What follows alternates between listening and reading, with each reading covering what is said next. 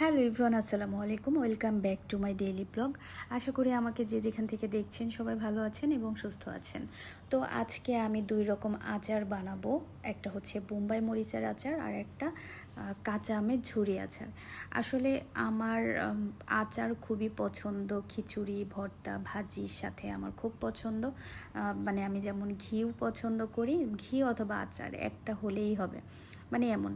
তো আমি ভেবেই রেখেছিলাম যে আমি এই সিজনে, আমের সিজনে আমি হচ্ছে কিছু আচার বানাবো, কারণ আচার বানাতে গেলে মানে একটা সিজন কিন্তু লাগে। তো এটা কিন্তু আচারের সিজন, তো অনেক কিছুর মধ্যে আম অ্যাড করতে হয়। তো সেটার জন্য এখন যেহেতু কাঁচা আম পাওয়া যায়, তো সব কিছু মিলে আমি ভাবলাম যে হচ্ছে আমি এবার আচার কয়েক রকম বানিয়েই ফেলবো। তো এই যে আমি হচ্ছে এখন দুই রকম আচার বানালাম, একটা কাঁচা আমের ঝুরি আচার আর একটা হচ্ছে বোম্বাই মরিচের আচার। এরপরে আমি গরুর মাংসের আচার বানাবো, রসুনের আচার বানাবো, আমের এখনও দুই রকম আচার বানাবো। টোটাল আমি 6 রকম আচার বানিয়ে রাখবো এবং সেটা আমি সারা বছর সংরক্ষণ করে সারা বছর খেতে পারবো। তো আমার আচার খুবই ভালো লাগে। আমার মতো কারা কারা আচার খেতে পছন্দ করেন অবশ্যই কমেন্ট করে জানাবেন। তো এই যে আমার আচারটা রেডি। এটা হচ্ছে আমের ঝুরি আচারটা, দেখতে খুব ইয়াম্মি হয়েছে, তাই না? এটা কিন্তু খেতেও খুব মজা হয়েছে। তো আরও ডে বাই ডে আরও বেশি মজা হবে। তো এখন আমি বোম্বাই মরিচের আচারটা করে নিচ্ছি। তবে এখানে আমি রেসিপিগুলো শেয়ার করিনি, কারণ লং ভিডিও হয়ে যেত।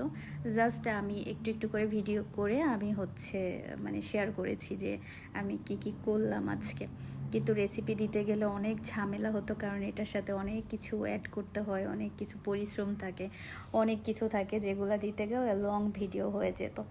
তো যাই হোক, কারা কারা আমার মতো আচার প্রেমী, কারা কারা আচার পছন্দ করেন, আচার পছন্দ করেন নাকি ঘি পছন্দ করেন, অবশ্যই কমেন্ট করে জানাবেন।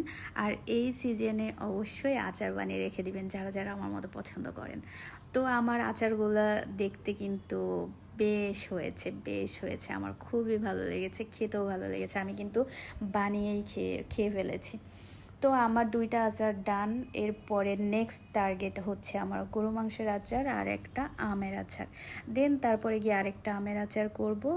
এরপরে গিয়ে আমি রসুনের আচারটা লাস্টে করব। তো এই যে আমার ফাইনালি বোম্বাই মরিচের আচারটা রেডি। এখন আমি ঠান্ডা করে ঢেলে নিলাম, আর আমের আচারটা তো আগেই ঢেলে নিয়েছি। তো এখন আমি এগুলা হচ্ছে শুধু খাওয়ার পালা, আর নেক্সট ভিডিওগুলা এবং নেক্সট আচারগুলা করে নেওয়ার পালা।